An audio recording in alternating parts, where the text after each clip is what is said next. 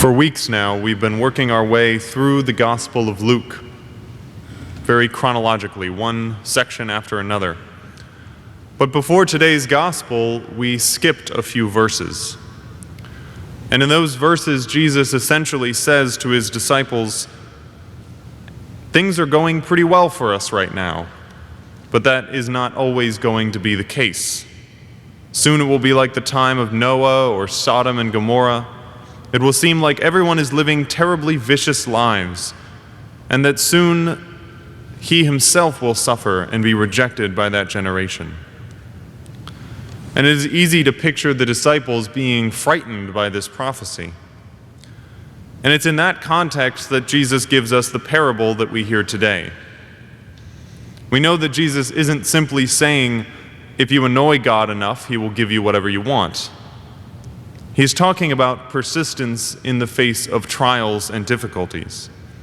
As St. Paul said in our second reading, be persistent, whether it is convenient or inconvenient. Because the story of this widow is quite incredible. In the time of Jesus, widows had very little hope. They often struggled to provide for themselves, and society very easily forgot about them. That is why we read in the Acts of the Apostles that there was such an emphasis put on the care of widows in the early Christian community.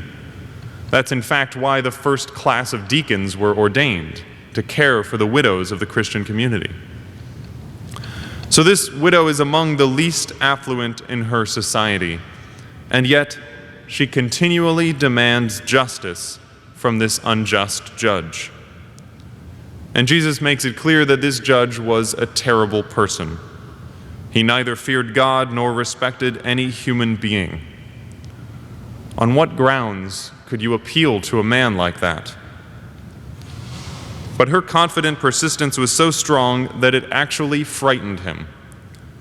When he says, "Lest she finally come and strike me," the word for strike me can more vividly be translated, punch me in the face.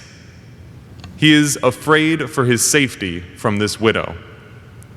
And I think we can see a lot of the qualities of this widow in the people of Israel in the first reading.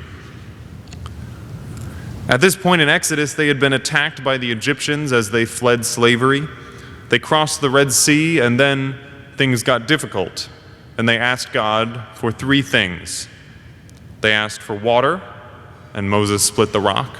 They asked for food, and manna came from heaven. And when they tired of manna, they asked for meat, and they got quails. And then